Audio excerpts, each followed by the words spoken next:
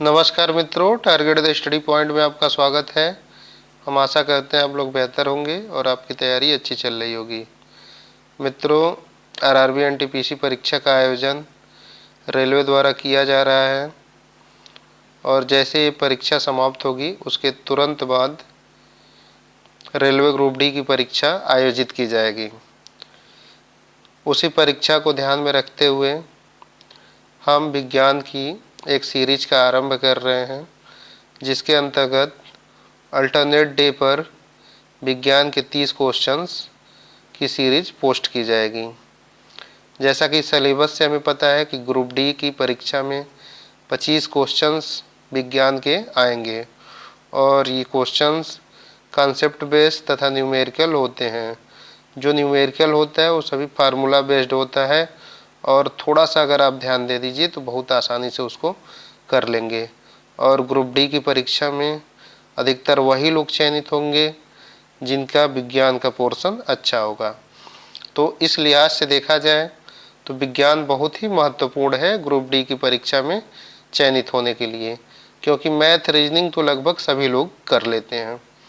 तो उसी को ध्यान में रखते हुए इस सीरीज का आरंभ किया गया है। आप लोग इस हमसे जुड़े रहिए और इस सीरीज के अंतर्गत आने वाले प्रश्नों को बराबर देखते रहिए, तो निश्चित रूप से आपका चयन ग्रुप डी की परीक्षा में हो जाएगा।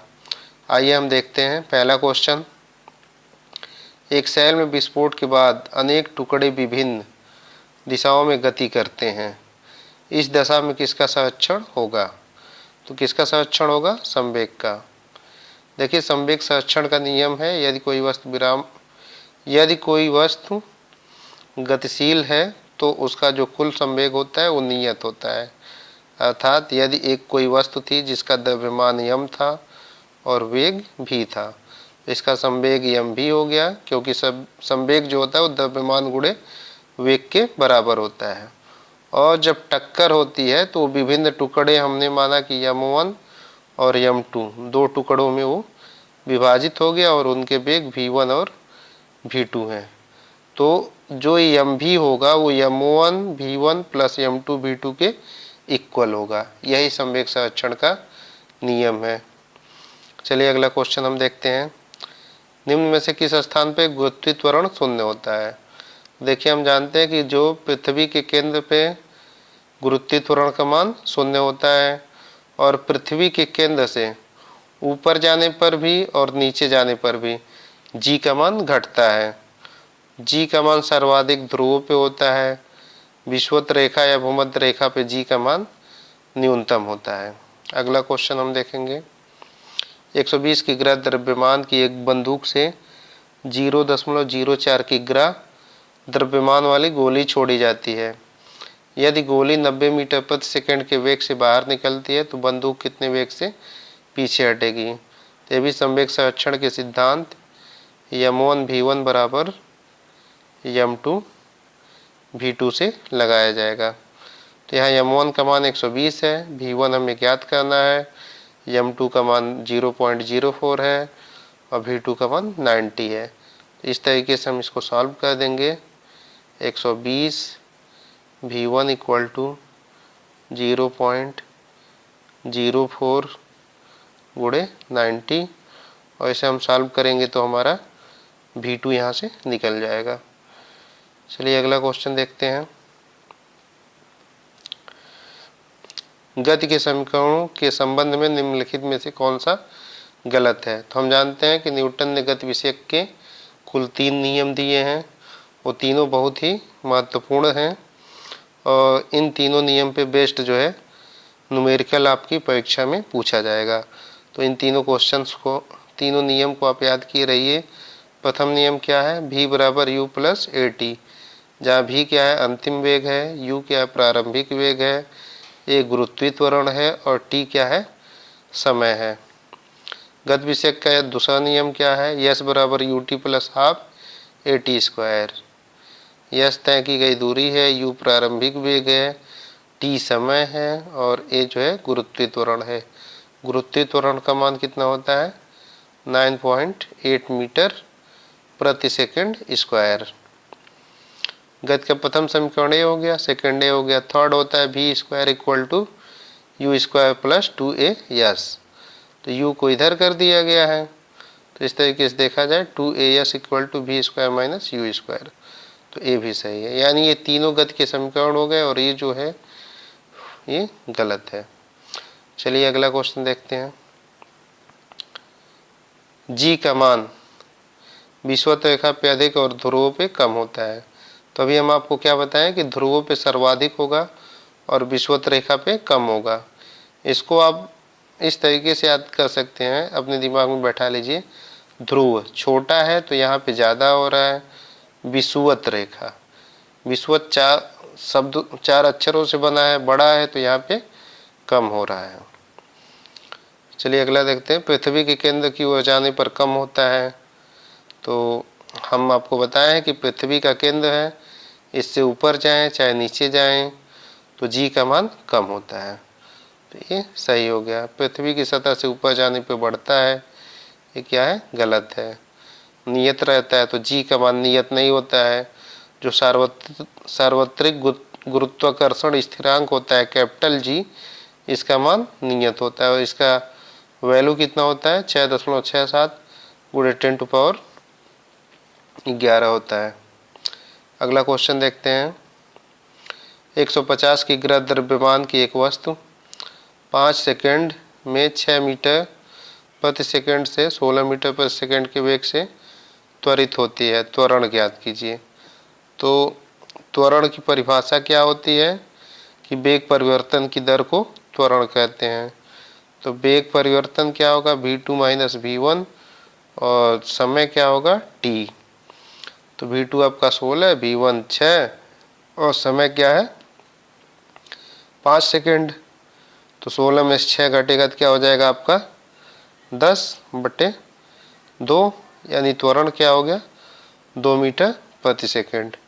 अगर मंदन पूछेगा तो मंदन जो है, त्वरण को ही मंदन कहते हैं, लेकिन मंदन जो है गति के विपरीत दिशा में लगता है, इसलिए वो ऋणात्मक होता है। या त्वरण पूछा गया इसलिए ऑप्शन बी सही है। अगला क्वेश्चन हम देखते हैं। एक वस्तु को ऊपर की ओर 14 मीटर प्रति सेकंड की चाल से फेंका गया, 10 मीटर ऊंची उड़ी, उच्चतम बिंदु तक पहुंचने के लिए वस्तु द्वारा लिए गए समय की गणना कीजिए। तो यहाँ देखिए प्रारंभिक वेग क्या हो जाएगा, u की वैल्यू 14 मीटर प्रति सेकंड हो गई। कितनी ऊंचाई तक गई, h की वैल्यू हो गई 10। उच्चतम बिंदु तक पहुंचने पर वस्तु के द्वारा लिया गया समय ज्ञात करना है। तो हम जानते हैं जब उच्चतम बिंदु पे कोई वस्तु जाएगी तो वहाँ पे उसका वेग अंतिम जो होगा वो क्या हो जाएगा, 0 हो जाएगा। तो हम गति के प्रथम समीकरण से देखते हैं, v बराबर u प्लस at। तो v की वैल्यू 0, u की वैल्यू 14 और a की वैल्यू हम जानते हैं 9.8 होता है। चूँकि उच्चतम बिंदु पे पहुंच जाएगा तो फिर उसके बाद नीचे की तरफ आएगा, तो हम यहाँ a की वैल्यू ऋणात्मक लेंगे। तो रख के हम अगर सॉल्व करते हैं तो देखिए 0 इक्वल टू 14 माइनस 9.8 गुणे t। अब हमें t का मान निकालना है, तो t क्या हो जाएगा 14/9.8 और इसको हम सॉल्व करेंगे तो 1.43 सेकेंड आएगा। मित्रों इसको आप बस समझ लीजिए कि कैसे लगाया जाएगा। इसमें गति का प्रथम समीकरण हम उपयोग करेंगे और वहाँ से t की वैल्यू फाइंड करेंगे। अगला क्वेश्चन देखते हैं। दाब की एसआई इकाई क्या है, तो पास्कल होती है। हम जानते हैं कि न्यूटन के सेकंड लॉ के अनुसार यह बराबर क्या होता है, एम में होता है। और दाब क्या होता है, दाब जो होता है वो बल बटा क्षेत्रफल होता है। तो यहाँ से हम इसका यूनिट हम निकालते हैं। बल की यूनिट हो गई न्यूटन और क्षेत्रफल की यूनिट मीटर स्क्वायर। तो दाब का मात्रक क्या हो गया, न्यूटन मीटर स्क्वायर। इसी को हम पास्कल कहते हैं। और एक बार में 10 पर 5 पास्कल होता है। ये जो है बार वायुमंडलीय दाब का मात्रक है और पास्कल जो है दाब की एसआई इकाई है। अगला क्वेश्चन हम देखते हैं। एनीमोमीटर का उपयोग मापने में किया जाता है। तो एनीमोमीटर का उपयोग हम किस लिए करते हैं? पवन का वेग मापने में। अगला क्वेश्चन देखते हैं। टैकोमीटर वह उपकरण है जिससे मापा जाता है, क्या मापा जाता है? वायुयान की चाल। अगला क्वेश्चन हम देखेंगे। विभवांतर मापने के लिए प्रयुक्त युक्ति को जाना जाता है वोल्ट मापी के रूप में। वोल्ट मापी का प्रयोग विभवांतर मापने के लिए किया जाता है। अगला क्वेश्चन देखेंगे। चलती गाड़ी में बैठे आदमी की ऊर्जा होगी। तो जो चलती गाड़ी है, गाड़ी के साथ आदमी गतिशील होगा, इसलिए उसमें गतिज ऊर्जा होगी, तथा आदमी बैठा भी है, यानी कि वो सीट के सापेक्ष जो है स्थिति की अवस्था में है, उसका निचला हिस्सा जो है स्थिर होगा, इसलिए उसमें स्थितिज ऊर्जा भी होगी। अर्थात ऑप्शन सी सही हो गया कि गतिज व स्थितिज ऊर्जा दोनों होगी। अगला क्वेश्चन देखते हैं। स्प्रिंग को अपनी सामान्य लंबाई पर वापस लौटने के लिए लगने वाले बल को क्या कहते हैं? प्रत्यानयन बल कहते हैं। जब कोई वस्तु एक आवर्ती गति करता है तो हमेशा उस पर एक बल कार्य करता है जिसे प्रत्यानयन बल कहते हैं। प्रत्यानयन बल सदैव केंद्र की तरफ लगता है। इसकी जो दिशा होती है सदैव टेंट होती है केंद्र की तरफ। अगला क्वेश्चन देखते हैं। शून्य में स्वतंत्र रूप से गिरने वाली वस्तुओं की क्या होती है? जो त्वरण होता है वो समान होता है। अगला क्वेश्चन देखते हैं। एक मछुआरा झील में फंस गया है क्योंकि उसके मोटर बोट की मूठ खराब हो गई है। किनारे तक पहुंचने के लिए उसे क्या करना चाहिए? तो हम न्यूटन के गति विषय का थर्ड नियम जानते हैं कि प्रत्येक क्रिया के बराबर और विपरीत प्रतिक्रिया होती है। तो इसी नियम का उपयोग उसे करना पड़ेगा कि जितनी मछलियां उसके पास है वो किनारे से दूर फेंके, तो मछलियों के द्वारा जो बल वहां उत्पन्न होगा तो पानी इसे विपरीत दिशा यानी कि किनारे की तरफ ढकेलेगी। अतः ऑप्शन बी सही हो गया। अगला क्वेश्चन देखते हैं। रॉकेट किस पे आधारित है? तो रॉकेट जो है रेखीय संवेग संरक्षण सिद्धांत पे आधारित होता है। अगला क्वेश्चन देखते हैं। यम द्रव्यमान का एक पिंड भी वेग से एक दीवार से टकराता है और उसी चाल से वापस आता है। पिंड के संवेग में परिवर्तन ज्ञात कीजिए। तो हम जानते हैं P बराबर क्या होता है? यम भी। ये तो जाने का हो गया। वापस आने का ये P1 हो गया। P2 क्या हो जाएगा? यम भी। और विपरीत दिशा में वापस आ रहा है यदि, अतः ये ऋणात्मक हो जाएगा। इसलिए संवेग परिवर्तन क्या हो जाएगा? Delta P, P2 minus P1। तो P2 माइनस P1 हम करेंगे तो -2m भी आ जाएगा। तो इसके परिमाण की बात की गई है तो 2m भी हो जाएगा और दिशा जो है विपरीत हो जाएगी। यहाँ निगेटिव चिन्ह दिशा को दर्शाता है। अगला क्वेश्चन हम देखेंगे। व्यक्ति का भार उस लिफ्ट में अधिक होगा जो, ये क्वेश्चन बहुत ही महत्वपूर्ण है मित्रों। तो यहाँ हम देखते हैं कि व्यक्ति का भार उस लिफ्ट में अधिक होगा जो स्थिर वेग से ऊपर की ओर चलता है, कि स्थिर वेग से नीचे की ओर चलता है, या ऊपर की ओर त्वरित होने वाले वेग से जाता है, या नीचे की ओर त्वरित होने वाले वेग से आता है। तो यहाँ पे अधिक की बात हो रही है तो ऑप्शन सी सही हो जाएगा, क्योंकि जब ऊपर की तरफ लिफ्ट जाएगा तो उस समय वास्तविक जो भार हो जाएगा, आभासी भार हो जाएगा, वास्तविक भार प्लस यम में हो जाएगा, और वही जब नीचे की तरफ आएगा तो वास्तविक भार माइनस यम में हो जाता है। इसलिए आप लोग याद रखिए कि लिफ्ट में यदि हम त्वरित वेग से ऊपर की तरफ जा रहे हैं तो हमारा भार अधिक होगा, और त्वरित वेग से नीचे की तरफ आएंगे तो हमारा भार कम होगा। और यदि एक समान वेग से आ रहा है तो हमें अपना भार शून्य महसूस होगा, अपना भाग अपरिवर्तित महसूस होगा, मतलब जो भार है बस वही एक्चुअल में वही भार रहेगा। और यदि एकाएक नीचे आ रहा है तो हमें अपना भार शून्य महसूस होगा। ये चार कंडीशन है, चारों कंडीशन को अच्छे से आप लोग समझ लीजिए कि लिफ्ट में अगर त्वरित वेग से ऊपर जा रहा है तो भार अधिक होगा, नीचे की तरफ आ रहा है त्वरित वेग से तो भार कम होगा, और यदि स्थिर वेग से नीचे की तरफ आ रहा है तो भार बराबर होगा, जितना उसका एक्चुअल में है उतना ही आभासी होगा। और यदि लिफ्ट की डोरी टूट गई, तेजी से नीचे आ रहा है, तो वहाँ पे भार शून्य हो जाएगा। चलिए अगला क्वेश्चन देखते हैं। ये डिस्क्रिप्शन है, इसको देख लीजिए। रेखीय संवेग संरक्षण निकल कर आता है न्यूटन के। जो रेखीय संवेग संरक्षण है ये न्यूटन के दूसरे व तीसरे नियम, दोनों नियम के योग से निकल के आता है। रॉकेट ऊपर जाने का सिद्धांत भी रेखीय संवेग संरक्षण के सिद्धांत पे आधारित है।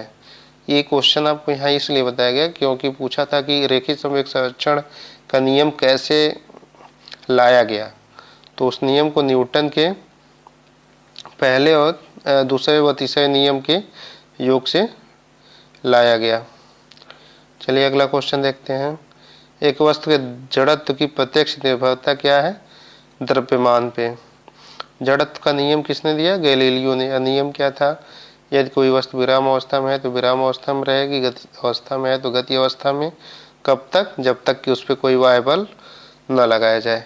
इसे जड़त्व का भी नियम कहते हैं और न्यूटन का फर्स्ट लॉ भी कहते हैं। अगला क्वेश्चन आइए देखिए। एक गतिशील वस्तु में अचानक ब्रेक लगने से सवारी आगे की ओर झुक जाती है, यह किस नियम का पालन करता है? तो किसका पालन करता है? न्यूटन के प्रथम नियम का। कि यदि कोई वस्तु विराम अवस्था में है तो विराम अवस्था में रहेगी, गति अवस्था में है तो गति अवस्था में रहेगी, जब तक कि उस पर कोई वाह्य बल न लगाया जाए। तो गतिशील थी, जैसे हम वाह्य बल यानी ब्रेक लगा दिए तो ऊपरी हिस्सा तो गतिमान था, नीचे वाला हिस्सा स्थिर हो गया, इसलिए व्यक्ति आगे की तरफ झुक जाता है। अगला क्वेश्चन देखते हैं। कालीन से धूल हटाते समय हम इसको अचानक झटका देते हैं अथवा छड़ी से पीटते हैं, इसका क्या कारण है? यहाँ पे भी जड़त्व का नियम या न्यूटन का प्रथम नियम उपयोग होता है।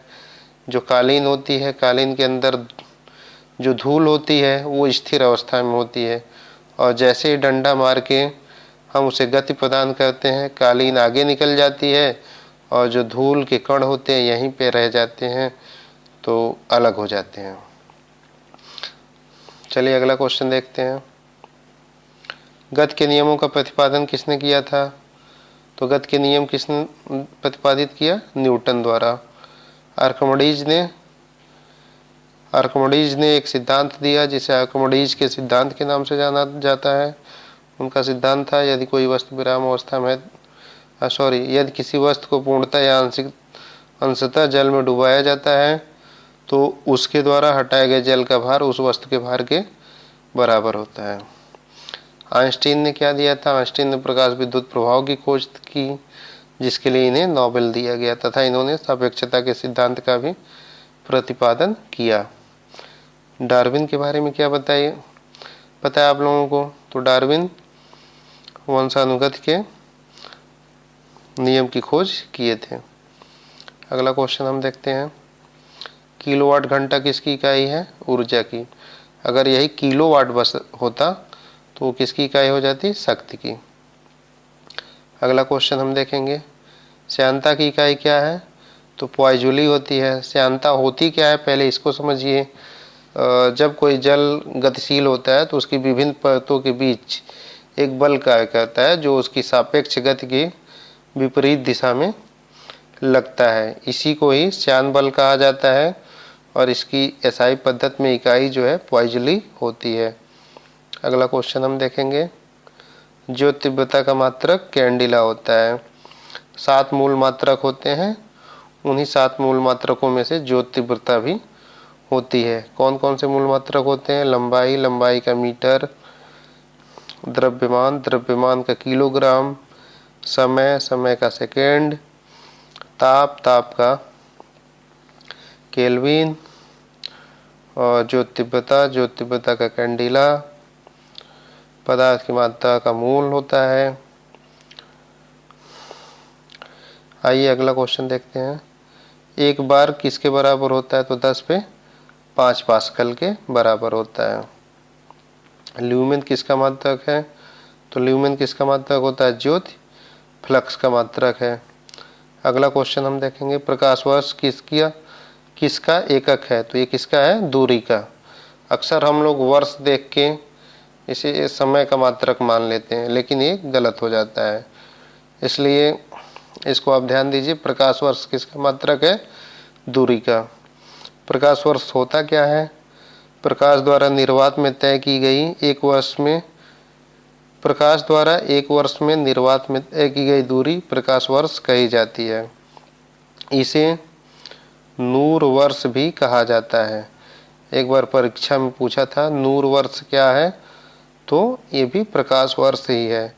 और इसकी वैल्यू क्या होती है? 9.46 × 10⁻15 मीटर। तो इस तरह से देखा जाए तो मित्रों, ये पहली सीरीज के प्रश्न थे। ये सभी प्रश्न पूर्व की परीक्षाओं में पूछे हुए हैं और इन्हें देख के आपको एक अंदाज़ा भी लग जा रहा है कि किस तरह के प्रश्न आते हैं। तो ठीक है मित्रों, वीडियो को बार बार आप देखिए, निश्चित रूप से इससे आपको फ़ायदा मिलेगा। और पोस्ट को लाइक करिए, चैनल को सब्सक्राइब करिए तथा बेल आइकन को भी प्रेस कर दीजिए ताकि अगली वीडियो जब भी पोस्ट की जाए तुरंत आपको नोटिफिकेशन मिल सके। ठीक है मित्रों, धन्यवाद।